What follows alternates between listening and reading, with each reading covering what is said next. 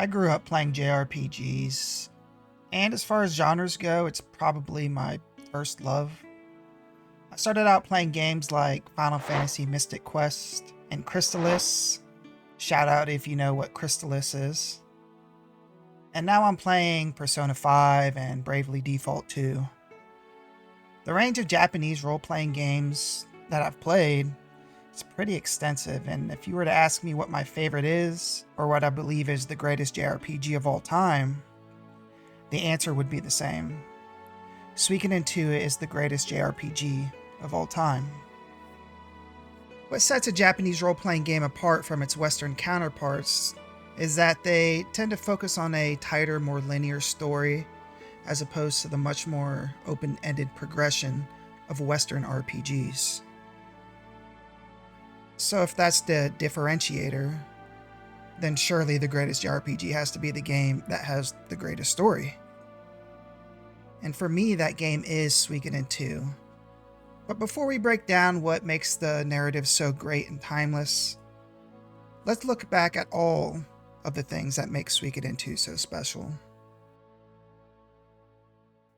So Suikoden 2 was obviously the second game in the Suikoden franchise, and released in 1998 in Japan, and the following year in North America, and another year after that, finally, it released in Europe. It was directed and produced by Yoshitaka Murayama. Rest in peace, and I hope I didn't butcher your name. Written by Murayama and Junko Kawano. Again, sorry if the pronunciation is off. With Fumi Ishikawa as lead artist, and Miki Higashino and Kaiko Fukami as the composers. That was a mouthful. I hope I got the pronunciations close or close to correct. Suikoden 2 is a turn-based role-playing game that has a few different gameplay mechanics and formats that make it fairly unique in the JRPG space. There's, of course, the tried and true turn-based combat, where you and 5 other companions take turns duking it out with up to 6 other enemies. Depending on who's in your party, you can team up for powerful unite attacks. And speaking of companions, there is an ungodly amount of party members you can recruit, 108 to be exact. And while not all of them can be placed in your combat party, they all serve a purpose in the story or in your castle and town. So there's a party member that lets you do a cooking minigame, Iron Chef style, where you get judged. And there's another one that lets you gamble away your savings in a dice game.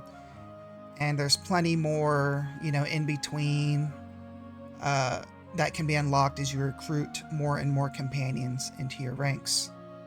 It's really something to see your headquarters go from an empty husk to a small town bustling with life and friends, and seeing where exactly that new recruit you just got likes to hang out. That was one thing I always did, is I'd recruit somebody and I'd go back to my headquarters and I would see what part of town or what part of the castle they were hiding out in. As far as combat goes, there's also one-on-one duels that you engage with at certain points in the game. These duels are fairly basic, but also kind of epic. They work on a rock, paper, scissors like basis, and the enemy will have a tell. So depending on what they say, you'll know that you want to attack, defend, or go for an all-out attack, which is like a crit attack. And then there's the large-scale tactical battles, pitting entire armies against each other on a grid battlefield, similar to Advance Wars or Fire Emblem. I haven't played Suikoden 2 in a while. I'm actually waiting for the HD remasters, which come out in early 2025. I forget what month, maybe March.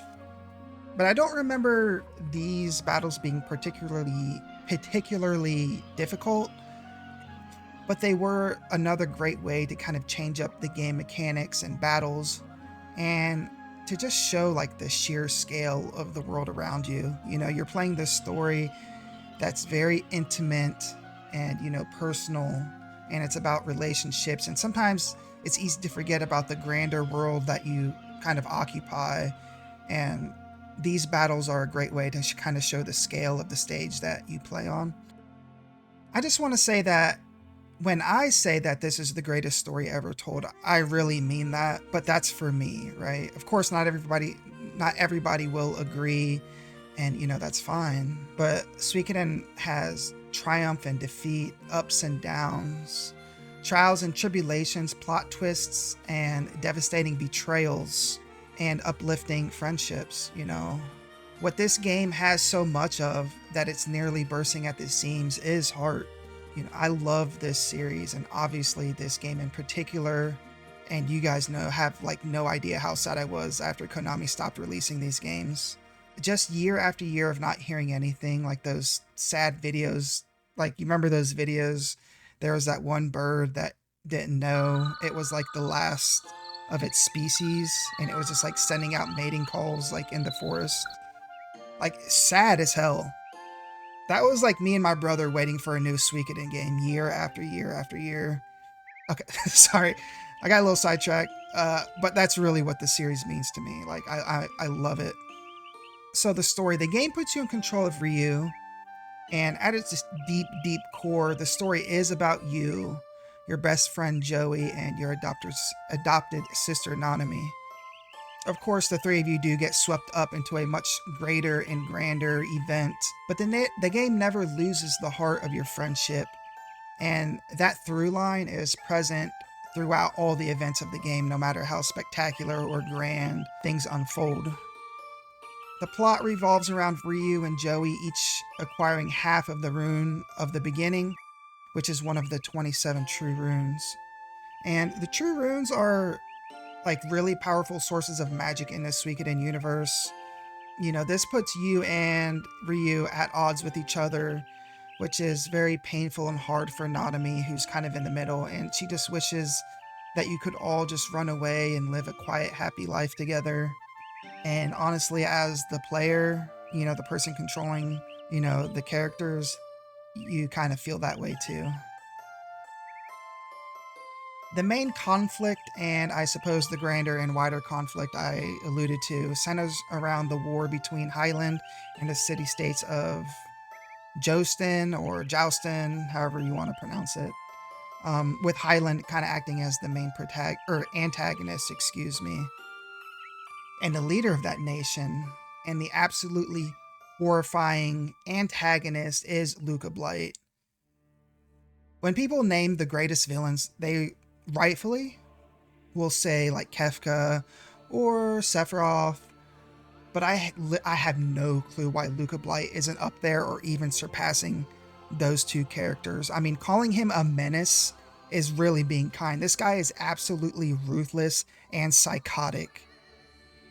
I'll just say there's a scene in Ryu Village that really shows the depth of his depravity. And, as a kid playing this section of the game for the first time, I was super shocked and somewhat put off by how sick this guy actually was. But that kind of did make me want to be the hero all the more, so the writers definitely did their job well. I don't want to spoil any specific plot points, but I'm sure if you're watching this far, you've probably already beaten the game and you know what I'm referring to. But the plot is so well developed, and yes, it is very Game of Thronesy, even though this game came out way before the show. I don't know about the books, actually. We'll just leave it at that. It's very Game of Thronesy with all its political maneuvering and kind of backstabbing.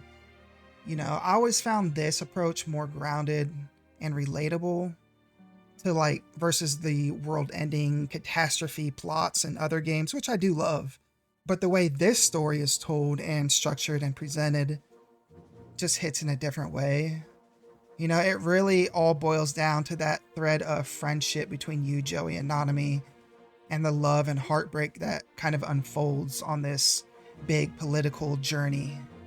The dialogue is just, it's so well written. It doesn't need to be grandiose or filled with MCU cringe humor. It's very down to earth. It's just some kids kind of looking for happiness and meaning. And how can you not fall in love with that? All the other plot points are just like icing on an already delicious cake. I know that there's a lot of nostalgia that plays into how I feel about this game, and that's okay. Maybe it's just the magic of growing up in the 90s and kind of discovering these RPGs for the first time. But like these days, the games that are put out feel like they lack so much heart, you know, and I'm talking about a lot of games, not all games. You know, for all their graphic fidelity and their bombastic Michael Bay set pieces, they lack heart and pace and feeling. You know, they don't let you sit and feel the emotions of the moment. It's always on to the next big set piece. You're kind of being pulled along, but they don't let you stop and appreciate anything around you. So many times I found myself in Suikoden 2 just taking a moment, listening to the beautiful soundtrack, sitting in a tiny village, just like before I set out on my adventure again. And maybe that was just the simplicity of having a game in the 90s, you know, where you didn't have a million things to do in the open world. I'm so glad that over the past 5 or 6 years, this game has been getting a little more recognition, you know? I've seen articles written about how great Suikoden 2 was or is, and clearly there was enough noise that Konami greenlit an HD remaster of the first and second games. You know, I really hope it sells well enough to warrant a restart of the franchise. Anyways, look, I just want to say thank you for watching. I hope you like and subscribe. It costs you nothing and it means the world to me. And tell me a memory of yours when it comes to Suikoden 2. You know, a great memory of mine is, you know, my older brother who's passed away now. Passed away a couple years ago. His name was Leo, but he... You remember the website Game FAQs? He would always print out like entire like 100-page game guides for all the Suikoden games and RPGs, and the one I got the most use out of was obviously Suikoden 2. So that's a definitely a great memory of mine. Anyways, thanks for watching and God bless.